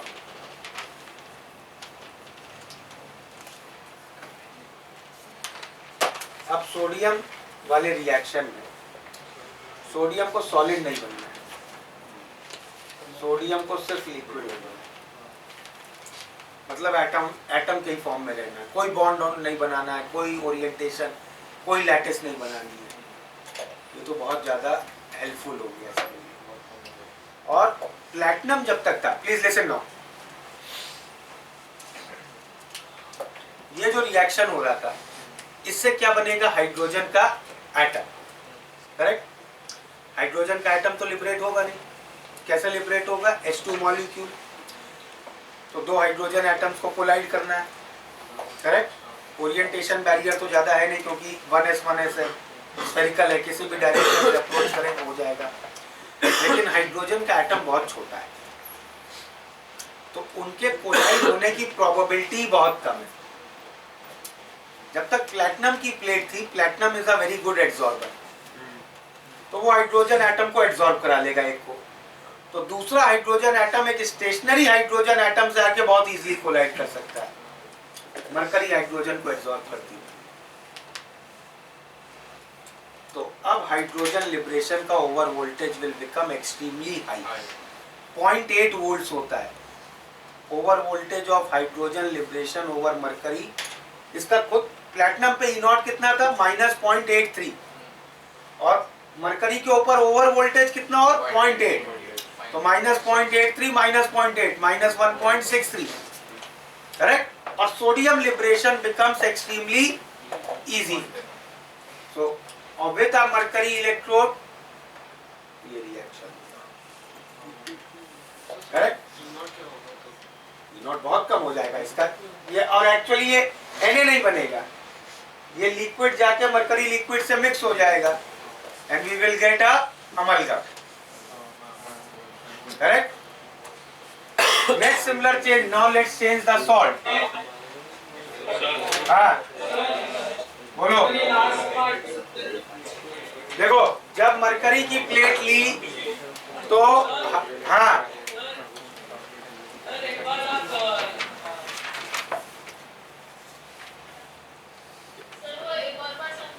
जब मरकरी की प्लेट ली कैथोड पे तो mercury will not absorb hydrogen, so liberation of H2 will become extremely difficult, having a over voltage of 0.8 volts, and sodium liberation will become very easy. So जो पिछली situation में जब platinum plate थी, sodium का atom बना, उसको कहाँ जाएगा वो एटम? प्लैटिनम के ऊपर ही इलेक्ट्रोप्लेट होना था ना, तो मतलब प्लैटिनम की एक लैटिस बनी हुई है, उस लैटिस में जाके उसको अटैच होना है। लैटिस में अटैच होने के लिए उसको प्रॉपरली बिल्कुल अपनी एक पोजीशन पे जाना पड़ेगा और हर डायरेक्शन से बॉन्ड बनाना पड़ेगा ऑलरेडी जो लैटिस बनी हुई है उसमें। तो कितने सारे मतलब 6 बॉन्ड्स बनाने पड़ेंगे उसको। It will be extremely difficult orientation barrier there. तभी उसका वोल्टेज कितना था, -2.71। अब उसको एटम बना, एटम की तरह ही रहना है, कोई बॉन्ड नहीं बनाना है। So that has become very easy. और hydrogen liberation has become very difficult. So both factors reinforce that sodium gets reduced at cathode and not water. Now let's change the salt to copper sulfate. Can you please define over voltage? अभी इधर देखो, ध्यान दो इधर। Copper sulphate लेंगे तो क्या होगा? हाँ Sir, can you again explain the orientation barrier of Na? I didn't understand that. यार एक सॉलिड की लैटिस ऐसे होती है, समझ लो, ये सॉलिड के एटम्स हैं जैसे, करेक्ट, ये प्लैटिनम के एटम्स हैं, पूरे 3D में इस तरह के एटम्स बॉन्ड बना के रहेंगे। इस पे एक सोडियम के एटम को जाना है, अटैच होना है यहाँ, और ये सब प्लैटिनम की लैटिस है, यहाँ सोडियम के एटम को आके अटैच होना है। तो उसको ऐसे आना पड़ेगा प्रॉपरली कि आके वो इससे बॉन्ड बनाए, इससे बॉन्ड बनाए, इससे बॉन्ड बनाए। तो कितने साइड से उसको बॉन्ड बनाना है, तो कितने तरीके से ओरिएंटेशन प्रॉपर करके उसको आना पड़ेगा? 6, correct? Yes, sir. So that is extremely difficult orientation. Okay. So and in mercury it is liquid, so then it will be easy, right? Yeah, because उसको अब कोई बॉन्ड बनाना ही नहीं हो, तो एटम की फॉर्म में एग्जिस्ट करना है। So now if I take copper sulfate, what will be the cathode reactions? Cu2 plus 2 electron go to Cu. So, हाँ, sir, could you repeat why in this one Na would the react will take place instead of H2O?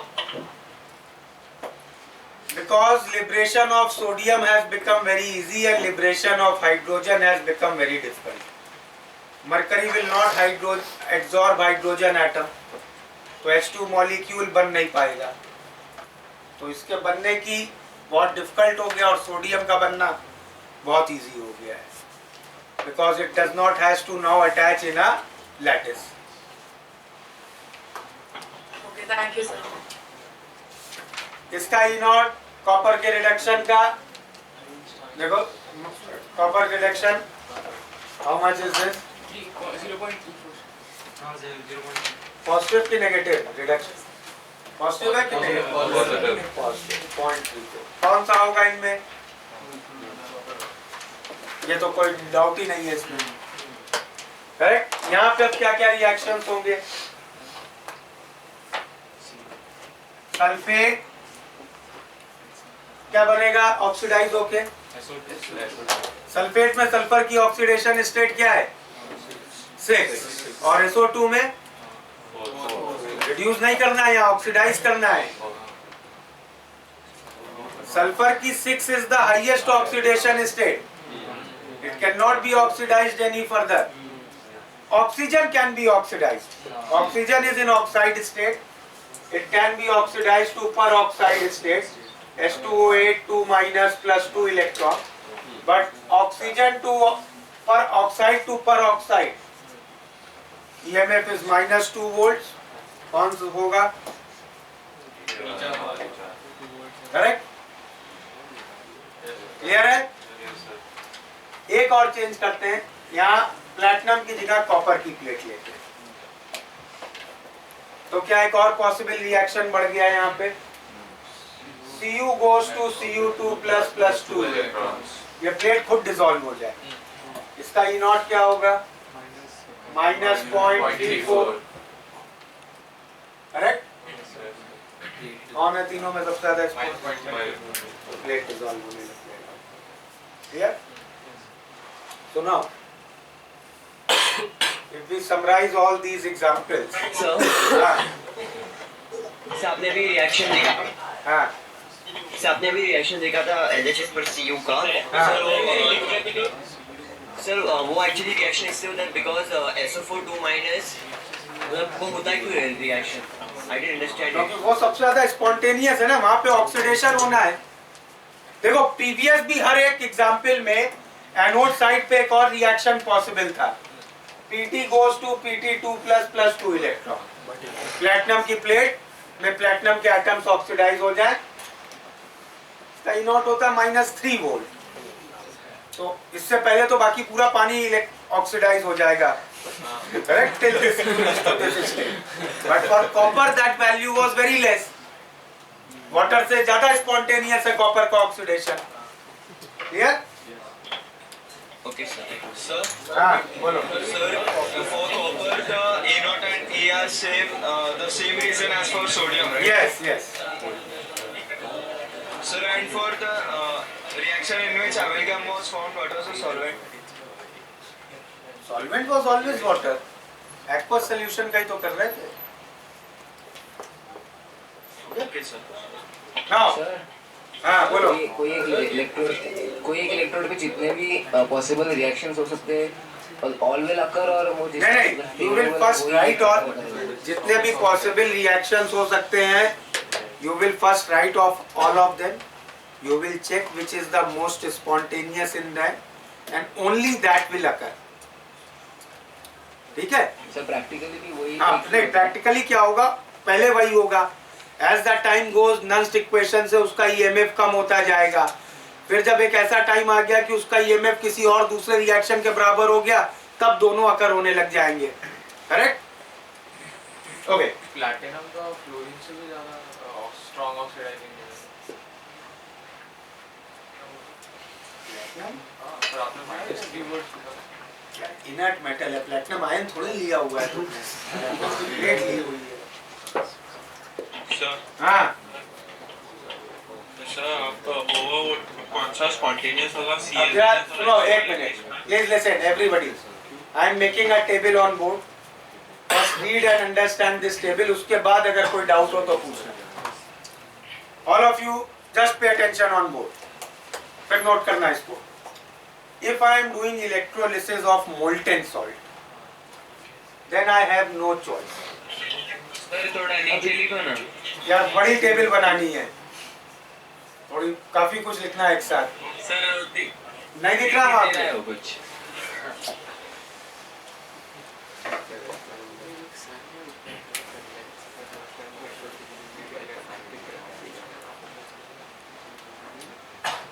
तो molten salt की अगर electrolysis करना है, then we have no choice.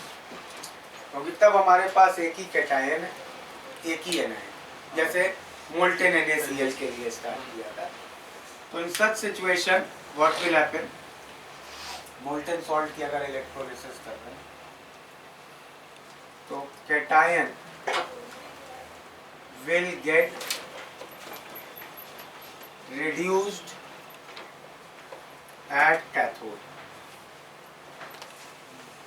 and respective metal will be deposited. Correct? जो हमारे पहले example में था,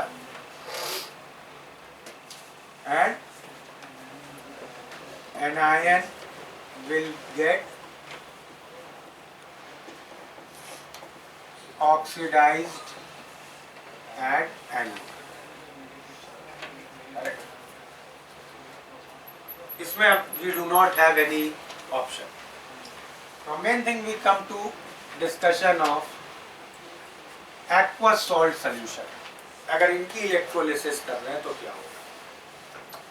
तो पहले हम लोग डिस्कस करते हैं कैथोड साइड में क्या क्या हो सकता है। Correct? I discuss 2 examples of cations with you, sodium cation and copper cation.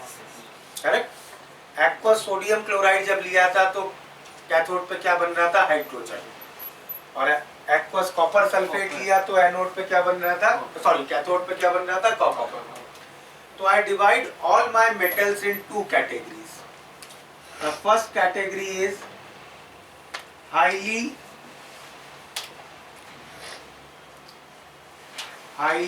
active metal cations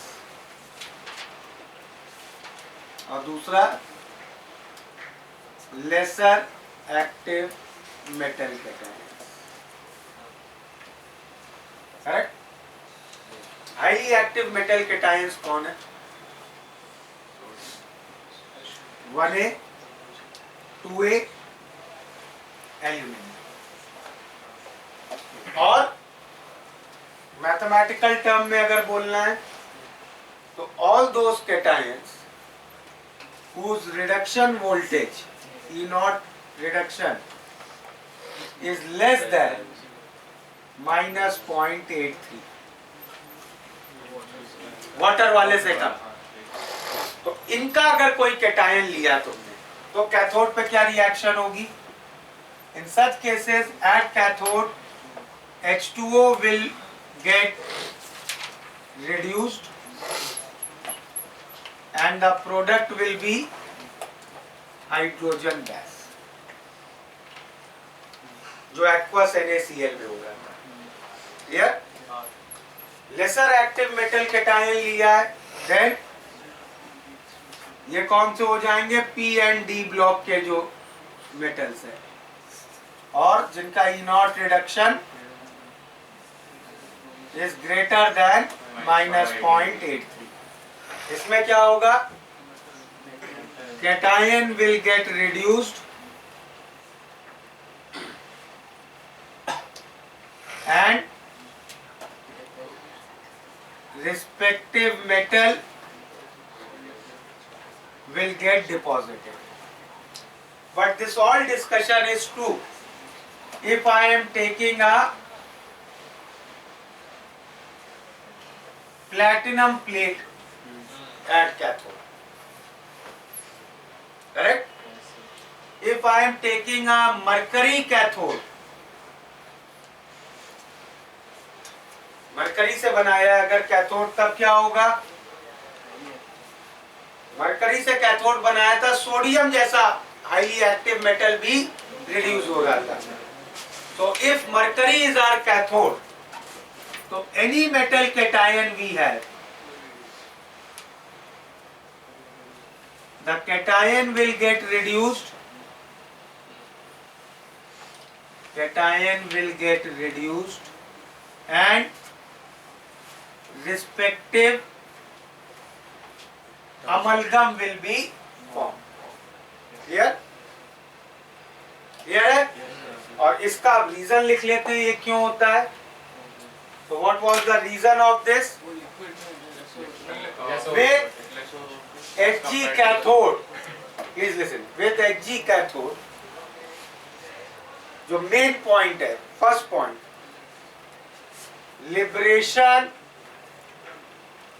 of hydrogen has a very high over voltage,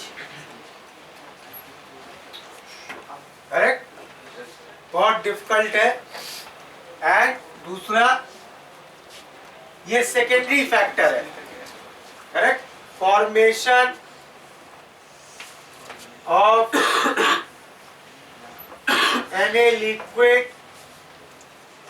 is easier as compared to Na solid. तो अगर तुमसे पूछा जाए कि भाई यहाँ पे क्यों अमलगम बनता है और हाइड्रोजन क्यों लिबरेट नहीं होती, सिंगल आंसर क्वेश्चन है, just listen, single answer question है और पूछा जाए क्यों हाइड्रोजन लिबरेट नहीं होती है और ये दोनों चीजें लिखी हैं, you will mark this. This is the main factor, this is the secondary factor. Multiple है, दोनों है कॉज, सिंगल है, this is the main cause why hydrogen does not gets liberated. Cathode की स्टोरी क्लियर है सबको? हाँ बोलो, किस क्या डाउट है?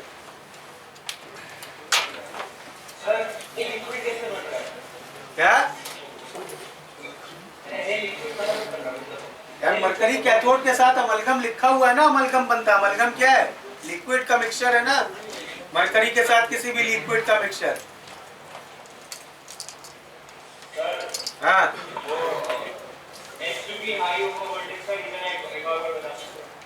क्या बोल लो?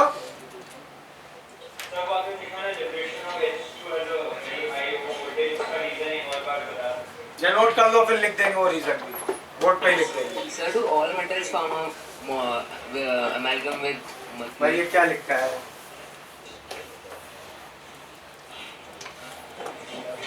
Okay, sir.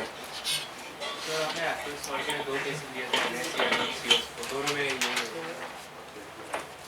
सर उसको हाईली एक्टिव और लेसर एक्टिव रिएक्टिविटी पे नाम दिया है ना, मतलब इससे रिलेटेड है क्या? इस वैल्यू से रिलेटेड है, जो वाटर के रिडक्शन से ज्यादा रिडक्शन की टेंडेंसी रखते हैं या उससे कम रिडक्शन की टेंडेंसी रखते हैं. तो एक्टिव क्यों बोलते सर उसको, तो उल्टा रिड्यूस नहीं हो रहा ना वो तो? यार वाटर के कंपैरिजन में नहीं हो रहा है. कॉपर को क्या आप इनर्ट मेटल बोलोगे?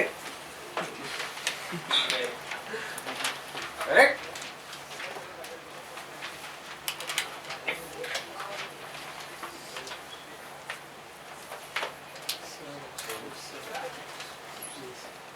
सर अगर ऐसा केस है जिसमें प्लैटिनम और Hg दोनों प्लेट पर दोनों है तो फिर क्या होगा? छोड़ देना सवाल भाई, अच्छा रहेगा.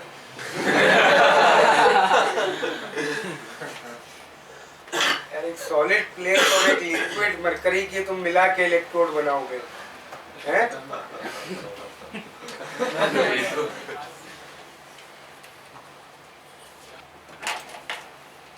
तो ये रीजन था क्यों हाइड्रोजन का बहुत हाई ओवर वोल्टेज है. Platinum plate is a very good absorber, so due to that absorption property hydrogen molecule formation was very easy on a platinum plate. Mercury will not absorb hydrogen to even a small extent and therefore its formation becomes extremely difficult. Absorption से hydrogen formation क्यों easy होती है? क्योंकि hydrogen is a very small atom. तो अगर वो कहीं पे एब्जॉर्ब्ड होगा, स्टेशनरी होगा, तो उसके कोलिजन की probability will be increasing. Correct.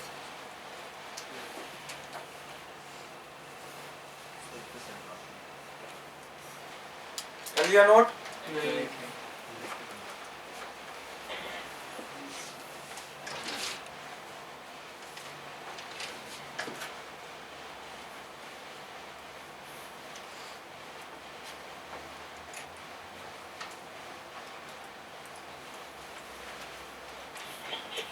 Can you please tell what exactly over voltage is?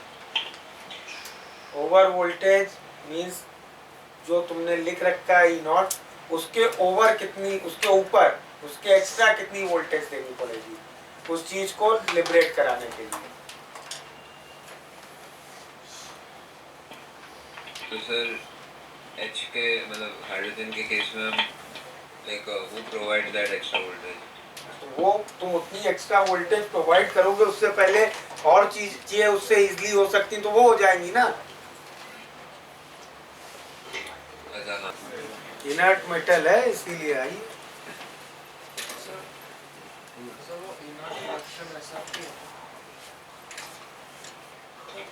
Sir platinum इन अच्छे से एब्जॉर्ब क्यों करता है हाइड्रोजन को?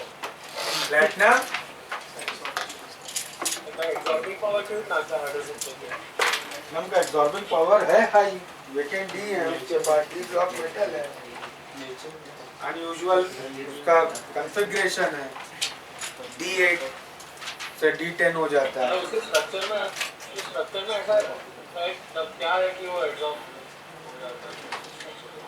करेंगे वो तो इनऑर्गेनिक केमिस्ट्री में करेंगे, उसके स्ट्रक्चर में ऐसा क्या है। कर लिया है नोट? अभी तक नहीं कर पाए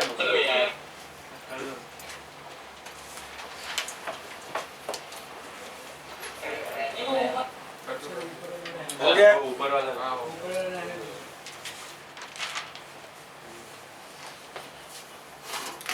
sir wait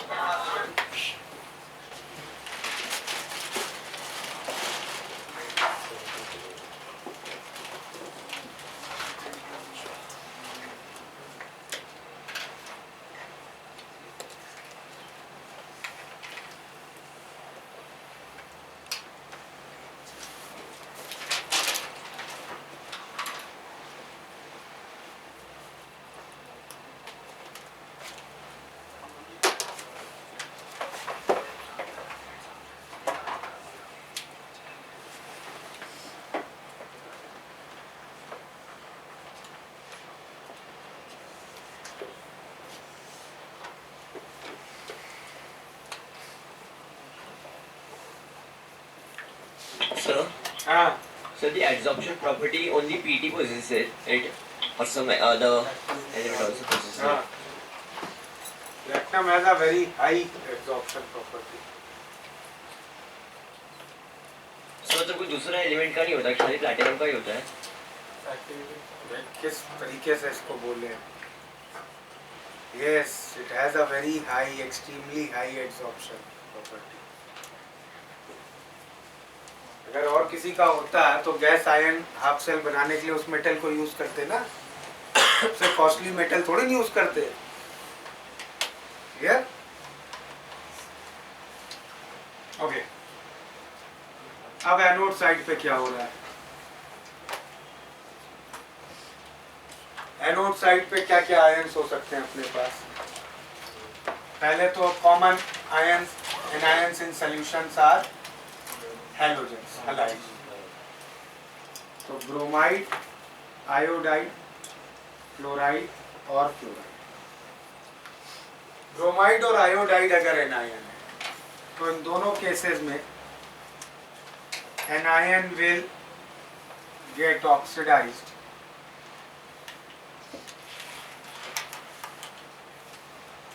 and respective halogen मिल जाएगी, ब्रोमीन या आयोडीन, Br2 या I2 will be liquid। Chloride के केस में क्या होगा?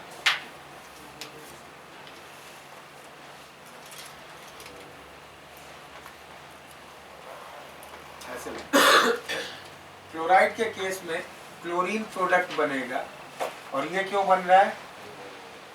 Due to overload. लेकिन अगर बहुत डाइल्यूट क्लोराइड सॉल्यूशन है, very dilute chloride solution O2, ठीक है। और फ्लोराइड के केस में always O2 will be liquid, क्योंकि इसका ई नॉट ही O2 वाले से बहुत कम है। क्लियर? सर वो वेरी डाइल्यूट में लेस अवेलेबिलिटी ऑफ Cl-। नहीं, वेरी डाइल्यूट मतलब 10⁻² अवेलेबिलिटी है, लेकिन ई नॉट नॉन इक्वेशन से ई कम आ गया।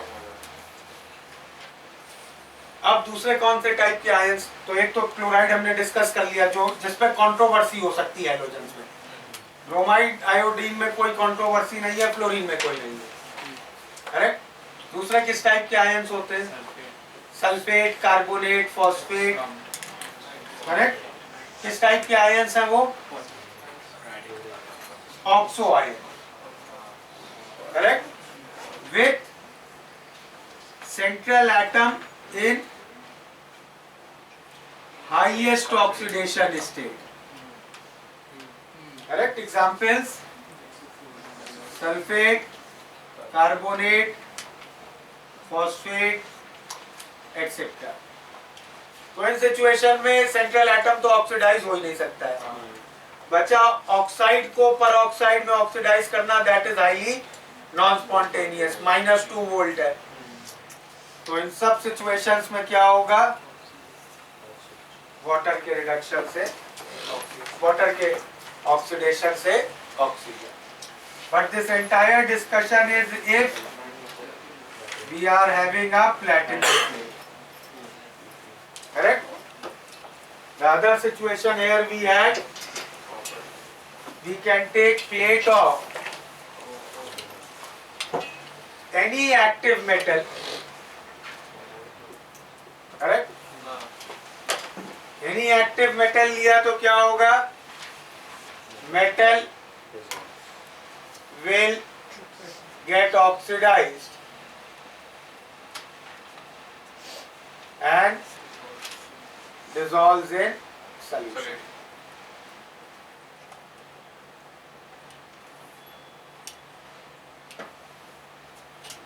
क्लियर है? एनोड पे प्रोडक्ट कैसे डिसाइड करोगे? नोट कर लो।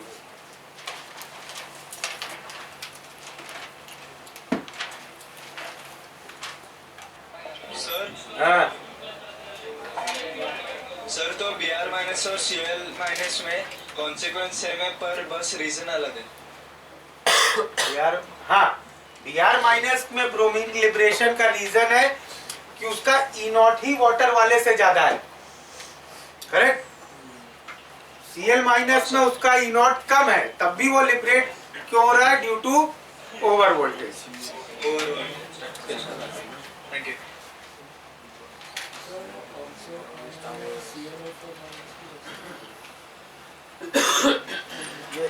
यही तीन नहीं है भाई। ऑक्सो आयन के लिए आई हैव रिटन 3 एग्जांपल्स, और भी जो भी oxo ions with central atom in highest oxidation state है उनके लिए ये सब वैलिड है।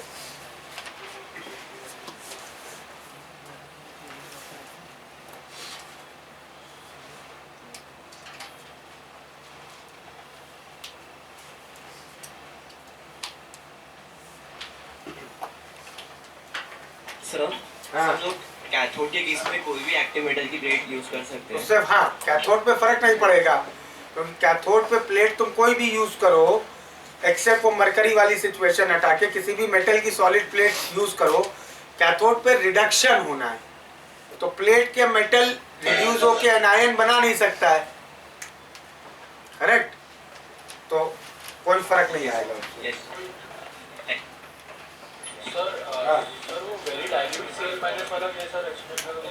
वेरी डाइल्यूट, देखो Cl माइनस का ऑक्सीडेशन पोटेंशियल था -1.36 और वाटर का था -1.23। Cl माइनस इससे कम था तब भी हो रहा था क्योंकि ये जो इनके बीच का गैप था 0.13 का, वो ओवर वोल्टेज से कवर हो जा रहा था। अब अगर Cl माइनस डाइल्यूट कर लिया, उसकी मोलैरिटी कम कर ली, तो नस्ट इक्वेशन से ये वैल्यू भी बदल जाएगी। अब ये वैल्यू अगर बदल के चली गई -1.5, अब गैप इतना ज्यादा हो गया कि ओवर वोल्टेज उसको कवर नहीं कर पाएगा, तो अब यही होगा। क्लियर? सर हाँ सर प्रीवियसली बताते रहे सर, आपने बोला था कि स्पॉन्टेनिटी चेक करने के लिए ई चेक करना पड़ता है, बट सर Na++ इलेक्ट्रॉन वाले केस में आपने E0 देखा था, उसका रीजन? भाई देखो, हम ये बोल रहे हैं कि जिस सॉल्ट का सोल्यूशन बना रहे हैं जैसे हम लोगों ने इलेक्ट्रोलिसिस डिस्कस की एक्वस NaCl की या एक्वस कॉपर सल्फेट की, तो जो मेन कंपोनेंट है वो हम लोगों ने 1 मोलर डाला हुआ है, इसीलिए उसकी ई नॉट वैल्यू ही ई वैल्यू हो गई ना। तो मतलब वो K वाला टर्म 1 हो जाएगा। हाँ, Q वाला। हाँ वो लॉग, हाँ समझ। और सर हाँ सर फिर अब काइनेटिक वाली चीज कब देखते हैं फिर? काइनेटिक्स वाली चीज हमने तब देखी बीच में, ओवर वोल्टेज वाली चीज हमने तब देखी बीच में जब मेरे पास 2 पॉसिबल रिएक्शंस हैं और उसका ई बहुत क्लोज है। अच्छा ओके करेक्ट। अगर दोनों के ई में बहुत डिफरेंस है तब हम और कुछ नहीं देखेंगे, जिसका ई ज्यादा है वो होगा। 2 रिएक्शंस हैं, उनका ई बहुत क्लोज था। करेक्ट। तो अब हर एक छोटा छोटा फैक्टर भी देखना पड़ेगा। करेक्ट। सर हाँ, सर हम लोग Hg को एनोड ऐसे यूज नहीं करते, क्यों नहीं करते? Hg को एनोड यूज कर सकते हैं, या तो है एक्टिव मेटल का कोई भी लोग है, Hg भी एक्टिव मेटल है, Hg भी डिसॉल्व हो जाएगा। वो एक कॉमन कैटेगरी में डिस्कस कर लिया ना, कॉपर लो, जिंक लो। अब हर मेटल के थोड़ी ना एक बार लिखेंगे। I've written the general statement ना, you take any active metal, it will get dissolved. Okay?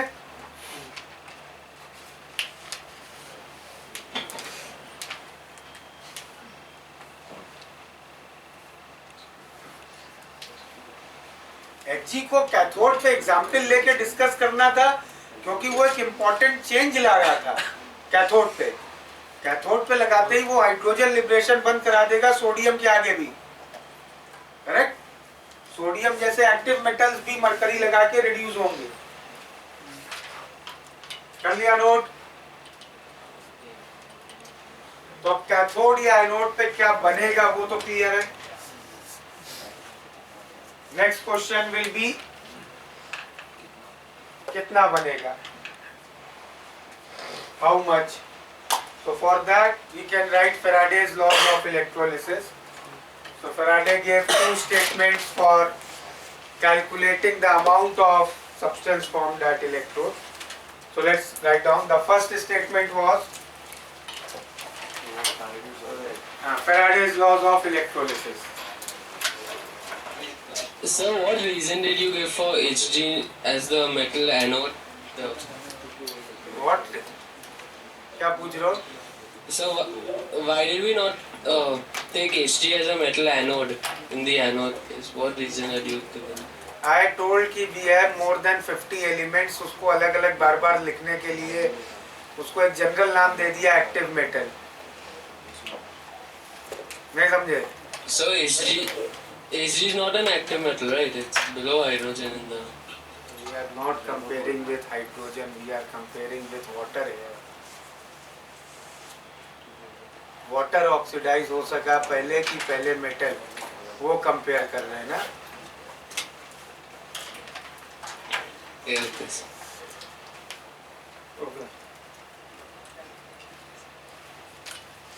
हाँ, फर्स्ट पॉइंट लिखते हैं।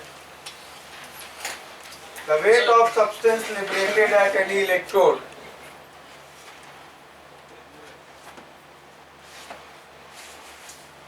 the weight of substance liberated at any electrode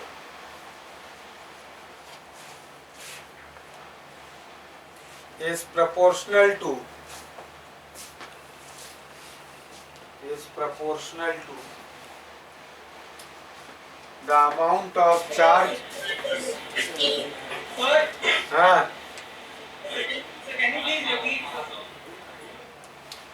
the weight of substance liberated at any electrode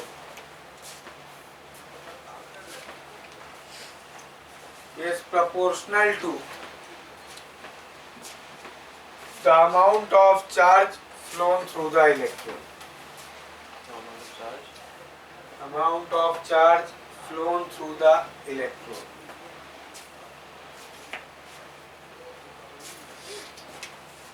So what is this law saying? W is proportional to charge Q, which is nothing but current into time.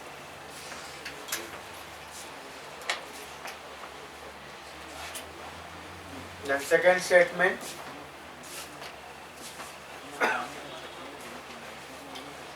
the ratio of weights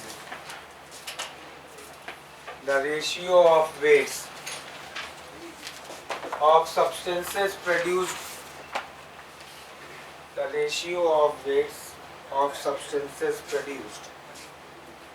at two electrodes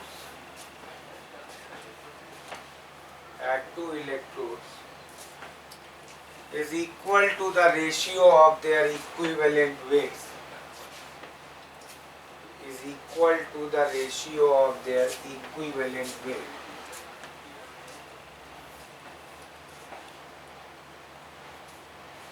If same charge is flown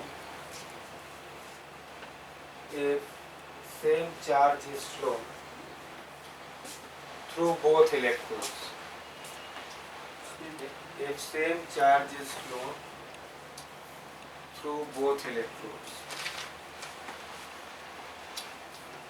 So this law is saying W1 by W2 at two electrodes will be equal to E1 by E2 if Q is C. So we can very easily combine both of these. देखो किसी भी electrolysis में what will be the total charge flow? What will be moles of electrons flown? कितने moles electron involved होंगे? IT by F. 1 Faraday was charged on 1 mole electron. कितने moles electron involved हो रहे हैं? कितने moles electron involved हो रहे हैं मतलब इतने ही equivalents किसी भी चीज के involved होंगे. So this will also be equal to equivalence of any substance X which is getting liberated. And equivalence of X I can write as weight of X upon equivalent weight of X. तो यही तो दोनों law बोल रहा है ना. First law is saying W is proportional to IT because F और equivalent weight तो constant है. And second law is saying if charge को same रखा मतलब IT by F को same रखा then Wx by Ex will be equal to Wy by Ey. Clear? So by this equation we can calculate weight of any substance produced. इसको एक और form में लिख लेते हैं. E को उधर ले जाते हैं. So then what will be Wx? EH by F into IT. This EX by F we call as ऐसे denote करते हैं ZX, Z, and this is called as electrochemical equivalent weight. EX is volumetric equivalent weight, ZX is electrochemical equivalent weight. So we can also write Wx is equal to ZXIT. Clear? So now first we can decide in any electrolysis what will be the product. Clear? एक बार product decide हो गया then also we can decide how much will it be formed. Clear है ना? हाँ.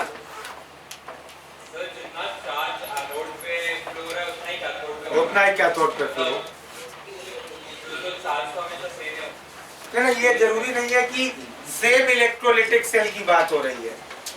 एक electrolytic cell का cathode और किसी दूसरे इलेक्ट्रोलिटिक सेल के कैथोड को भी तुम कंपेयर कर सकते हो ना. एक इलेक्ट्रोलिटिक सेल में तो दोनों इलेक्ट्रोड पे ऑब्वियसली सेम चार्ज ही फ्लो होगा. क्लियर है? So electrolytic cells, now problems we will do in next class. Theory हो गई complete electrolytic cells की. Next class we will do problems on it. You can complete objective exercise तो तुम कर सकते हो electrolytic cells की पूरी. Mostly बस यही problems हैं, कैथोड पे क्या बनेगा, एनोड पे क्या बनेगा. So that you can practice. Okay. Next class we will do numericals on electrolytic cells. Expertise attempt करो next class तक. If you have any doubts, we will discuss them. Okay, so we'll stop here.